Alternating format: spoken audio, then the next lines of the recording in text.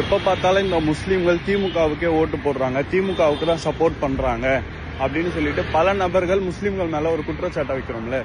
ஏன் முஸ்லீம்களுடைய ஓட்டு எப்பவுமே திமுகவுக்கு போகுது அப்படிங்கறத யாராச்சும் யோசிச்சு பார்த்திருக்கீங்களா? ஒன்னும் இல்ல. உதாரணத்துக்கு இந்த திருப்பரங்குன்றம் பிரச்சனை எடுத்துக்கோங்களேன். இதுல ஒவ்வொரு கட்சியுமே அதை எப்படி அணுகுறாங்க அப்படின்னு பாருங்க.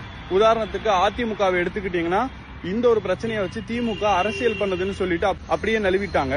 ஒரு பக்கம் பாஜகவை எடுத்துக்கிட்டீங்கன்னா, முஸ்லீம்களுடைய இடமாகவே இருந்தாலும் சரி, அது இனிமே இந்துக்களுக்கான இடம், அந்த இடத்துல போயிட்டு தீபத்தை ஏத்தியே ஆகணும் அப்படின்னு சொல்லிட்டு பாஜக ஒரு பக்கம் இருக்கு.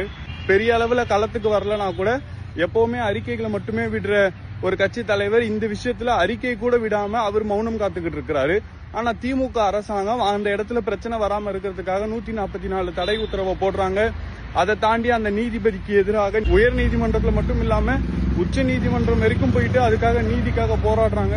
நாடாளுமன்றம் நடந்துகிட்டு இருக்கக்கூடிய நேரத்திலேயே அங்க விவாதம் நடத்தணும் அப்படின்னு சொல்லிட்டு திமுகவினுடைய நாடாளுமன்ற உறுப்பினர்களால மிகப்பெரிய போராட்டம் முன்வைக்கப்படுது. அது மட்டும் இல்லாம வன்முறையை தூண்டக்கூடிய வகையில தீர்ப்பு கொடுத்தாரு GR சுவாமிநாதன் அப்படின்னு சொல்லிட்டு அந்த நீதிபதியை பதவி நீக்கம் செய்யணும் அப்படின்னு சொல்லிட்டு நாடாளுமன்றத்துல இம்பீச்மெண்ட் அப்படின்னு சொல்லக்கூடிய தீர்மானத்தையும் இயற்றுவதற்கான முயற்சியையும் இப்போ திமுக அரசாங்கம் செஞ்சுக்கிட்டு இருக்கு. அப்போ நீங்க சொல்லுங்க, சிறுபான்மை மக்களை பாதுகாக்கிறதுக்கு மட்டும் இல்லாம நாம வாழ்ற மண்ணுல அமைதியை நிலைநாட்டக்கூடிய வகையிலையும் நம்மள பாதுகாக்கக்கூடிய வகையிலையும் ஒரு அரசாங்கம் எப்பவுமே செயல்படுது அப்படின்னு சொன்னா அந்த அரசாங்கத்துக்காக தானே எப்பவுமே சிறுபான்மை மக்கள் துணை நிற்பாங்க.